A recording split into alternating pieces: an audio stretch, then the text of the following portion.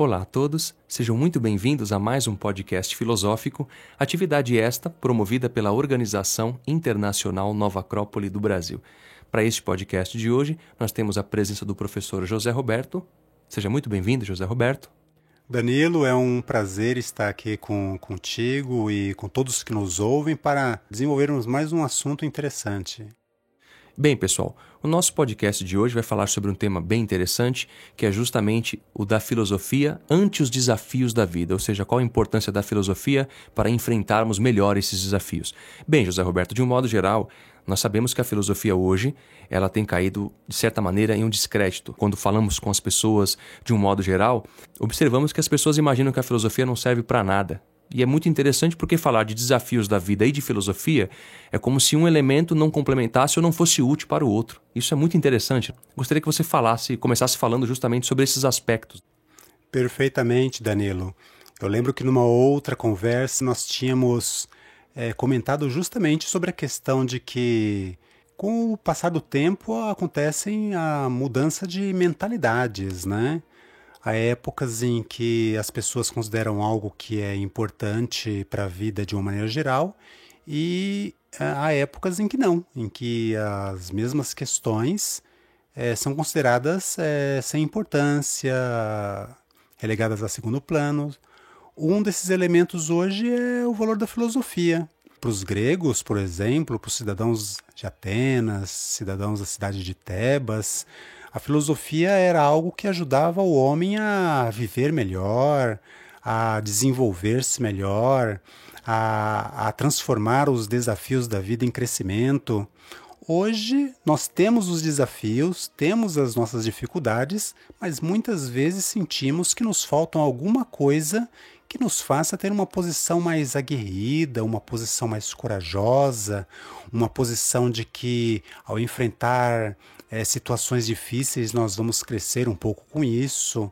É justamente para isso que nós estamos aqui, para trocarmos algumas ideias, para ajudar as pessoas que sentem o peso dos desafios, o peso das dificuldades, o peso das complicações da nossa época e possa utilizar a filosofia como busca de sabedoria, como busca de autoconhecimento, para perceber que, na verdade, estão ante uma oportunidade de se desenvolverem mais profundamente. E aproveitando o ensejo do que você acabou de mencionar, de desenvolver-se profundamente, ou seja, a filosofia é um caminho, é uma via para esse desenvolvimento do ser humano, o Siddhartha Gautama, mais conhecido como Buda, tem aquele pensamento que é muito conhecido, onde ele diz que a dor ela é veículo de consciência. E quando falamos de dor, falamos também de possibilidades de crescimento. Como podemos fazer uma relação filosófica dessa frase com essa vivência prática, ou seja, de extrair o melhor dessas adversidades da vida e não só como um sofrimento em si, sem que haja nenhum aprendizado disso?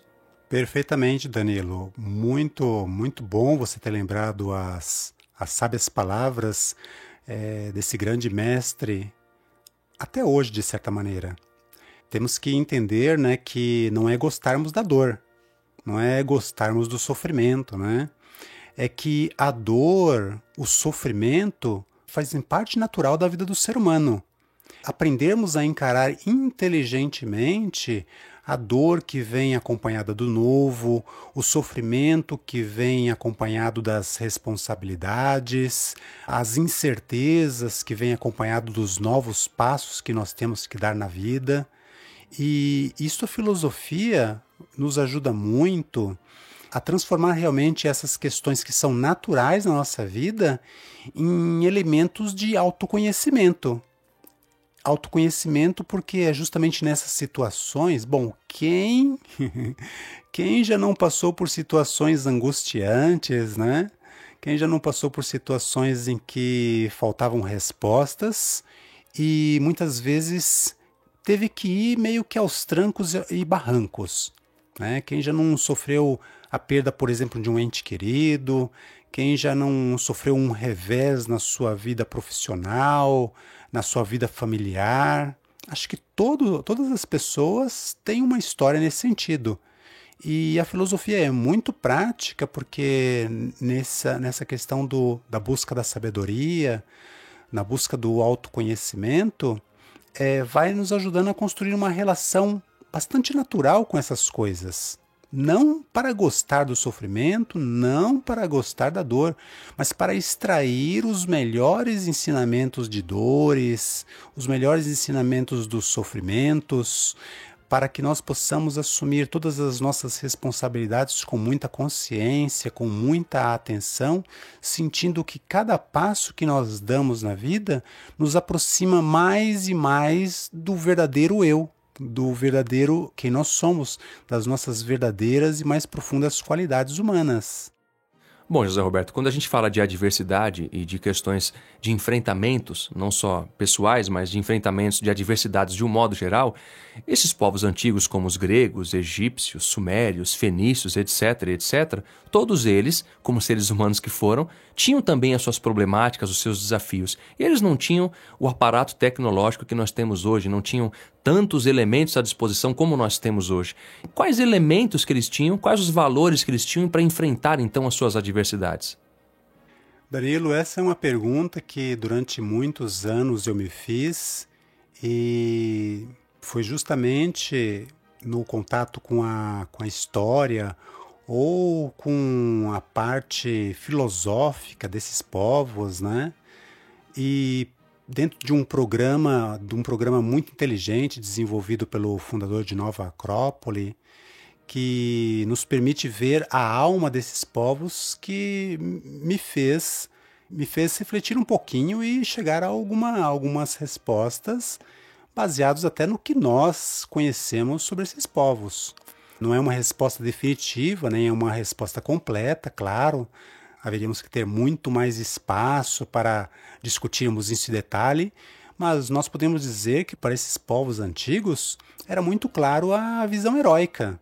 Ou seja, o homem tinha que desenvolver em si o seu herói interior e expressar isso de uma maneira muito clara na sua vida. Mas é claro que esses povos eles tinham um elemento educativo, um elemento cultural que era fundamental para ajudá-los nisso, que era o mito dos heróis. Como, por exemplo, um dos mitos que é muito conhecido é o mito de Hércules. Hércules, aquele herói, filho de um deus que era Zeus, o supremo deus do panteão olímpico, e de uma mortal Alquimena, ou seja, já muito simbólico na sua origem, né? Filho de um ser imortal com um ser mortal. Então ele era nem totalmente mortal e nem totalmente imortal, ele era um semideus. E depois de algumas tribulações, ele precisou enfrentar 12 provas.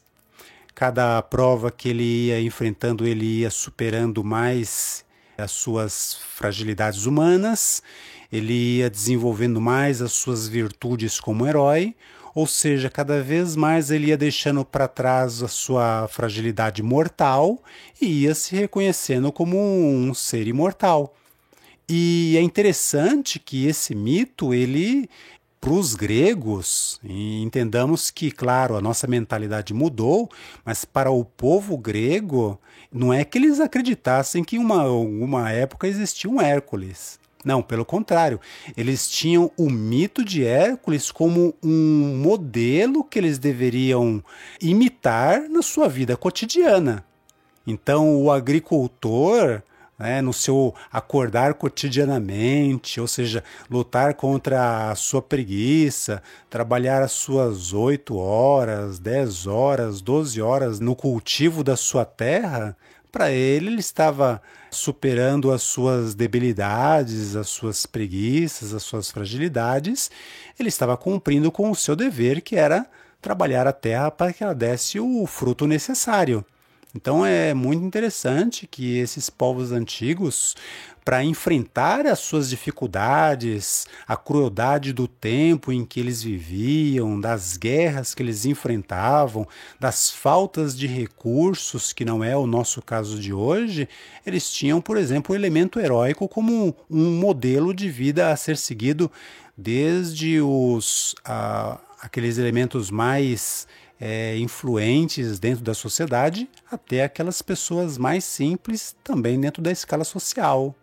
E quando perdemos, então, José Roberto, esse elemento heróico, esse espírito heróico, é justamente aí onde nós começamos a não ter força suficiente para encarar os problemas? Olha, Danilo, é uma das causas, sim. É uma das causas porque esses povos, eles tinham esse elemento arquetípico, esse elemento ideal, que para eles não era só uma questão de fantasia, era uma questão de inspiração, era uma questão de chamar o pensamento cada vez mais para uma altura que os colocava, quando eles estavam diante de uma dificuldade, sempre pediam uma ação heróica. Olha, perante esse problema na minha vida, como atuaria Hércules? Perante esse problema na minha vida, como atuaria Ulisses, um outro herói grego? Perante esse problema na minha vida, como atuaria uma Penélope? Perante esse problema na minha vida, como atuaria... Ou seja, eles tinham esses heróis, essas heroínas que lhes serviam de modelos, né, para que não se curvassem perante as dificuldades. E não era uma questão de que esperavam sempre vencer as dificuldades, não era uma questão também que sempre esperavam perder. É como todas as coisas da nossa vida, né? Algumas situações nós enfrentamos e enfrentamos bem, outras nós enfrentamos, mas não nos saímos tão bem. Ou seja, o que importa não é ganhar ou perder, mas aprender sempre. Sentir que perante essas dificuldades, ao enfrentá-las com espírito heróico, nós estamos extraindo alguma coisa que é muito importante, alguma coisa que está contribuindo para o meu crescimento, para o meu desenvolvimento. Estou retirando daquela experiência um elemento único, um elemento só meu, um elemento para mim. E dentro dessa questão, José Roberto, eu gostaria que você encerrasse falando justamente desse aspecto. Ou seja, a filosofia, ela tem utilidade nesse sentido? Ou seja, quais os elementos que nós podemos extrair da filosofia para que ela nos ajude a compreender melhor esses desafios e nos ajude a crescer? A filosofia, à maneira clássica, ela busca justamente, Danilo, trazer para os nossos dias esse sentido simbólico do que significavam os mitos antigos, não apenas os mitos gregos, mas também os mitos celtas, também os mitos orientais, também os mitos... Enfim, a mitologia antiga tinha muito esse valor. E é claro que também nós vamos nos aproximar dos grandes filósofos, dos grandes sábios, que tanto no Oriente como no Ocidente ensinaram o homem a viver com audácia, ensinaram o homem a viver com um espírito de aventura. E nós podemos até mesmo fazer citação de alguns exemplos, como Sêneca, o filósofo estoico que viveu no século IV depois de Cristo. Para você ter uma ideia, né, Danilo, ele enfrentou vários períodos de tirania, ele era muito invejado por Calígula pelos seus dons de orador. Nós podemos citar também Sócrates, filósofo grego muito conhecido, que mesmo na iminência de ser, que foi julgado por corromper a juventude, por introduzir novos deuses em Atenas, ele, até o seu último momento, quando o carrasco já estava indo levar a taça com cicuta, ele ficou ali conversando com os seus discípulos, conversando sobre assuntos filosóficos, conversando sobre as questões da alma humana, sobre a vida após a morte, e tranquilamente. Outro grande exemplo de coragem, de audácia perante as dificuldades foi Helena Blavatsky, que no século XIX, por amor à verdade, para trazer para o Ocidente um conhecimento que há muitos séculos, há muitos milênios estava perdido no Oriente, ela foi taxada de todos os nomes mais vis aqui no Ocidente. E ainda assim ela ficou ali impávida perante a sua missão, aquilo que ela entendia que era uma missão, que era voltar a trazer o conhecimento, voltar a trazer as pérolas da sabedoria de volta para o Ocidente. Podemos também citar, novamente voltando no tempo, indo para o Oriente, Confúcio, que teve muito prestígio perante o príncipe do seu estado, que era o estado de Lu, até que o príncipe foi corrompido por interesses egoístas, interesses mesquinhos estrangeiros e deixou de ouvir Confúcio. Nem por isso Confúcio ele deixou o seu idealismo de lado. Ele deixou o príncipe de Lu, deixou o estado de Lu, porque para Confúcio o mais importante era a expressão da justiça, e começou a vagar por toda a China da sua época, ensinando a filosofia, ensinando os princípios filosóficos e ensinando a consciência de igualdade, desde príncipes até plebeus que cruzavam o seu caminho. Enfim, Danilo, temos muitos exemplos de grandes homens, grandes mulheres. Não posso deixar de mencionar a filósofa Hipátia, filósofa neopitagórica, que por conta do fanatismo religioso foi apedrejada porque era mulher, e também a diretora da grande biblioteca de Alexandria, foi a última grande diretora da biblioteca de Alexandria, antes dela ser destruída alguns anos depois. Ela também foi apedrejada por conta do fanatismo religioso, do dogmatismo religioso, mas nem por isso abrir mão dos seus princípios. Então, para concluir, né, Danilo, nós vemos que a filosofia nos ajuda também, nos colocando em contato não apenas com os mitos, mas também com esses homens e mulheres que no decorrer da história não só falaram sobre audácia, não só escreveram sobre valores morais, mas que deram exemplos muito práticos, né? Ao nível do sacrifício, claro, porque essa era a estatura deles, né? De como enfrentar os mais complexos desafios que a vida nos traz. E é interessante você falar disso porque, como você bem mencionou, no tamanho deles, na estatura deles, isso não implica que nós, em alguma medida, não consigamos fazer algo também, não é? É isso mesmo, Danilo. Temos que deixar muito claro isso, que esses exemplos, esses desafios, era do tamanho que eles podiam suportar. O que nós podemos extrair dos seus modelos de vida e dos seus ensinamentos é que nós também temos os nossos desafios. Para mim e para você, os nossos desafios são os nossos dragões, são os nossos leões, são as nossas hidras de 8 cabeças, são o nosso minotauro no centro do labirinto, e temos que enfrentar isso com valores, com conhecimento, com espírito de aventura. Porque, como ensinaram todos esses grandes filósofos, Danilo, a vida ela não é cruel com o ser humano para derrubá-lo. Pelo contrário, a vida ela traz a dificuldade do tamanho que nós podemos compreender, que nós podemos enfrentar para que a gente cresça e possa subir num novo degrau. Podemos até lembrar uma frase do fundador de Nova Acrópole, o professor Jorge Angeli Vraga, que diz que o homem tem o tamanho daquilo que ele se atreve a fazer. Ou seja, Danilo, quanto maior a estatura do homem, maior serão os seus desafios. Mas também, quanto maiores os desafios que eu enfrento, maior eu próprio vou me tornando.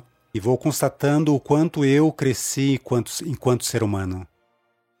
José Roberto, muito obrigado pela sua explanação e conseguimos entender melhor agora do que se trata, então, esse aspecto não só filosófico, mas mitológico também.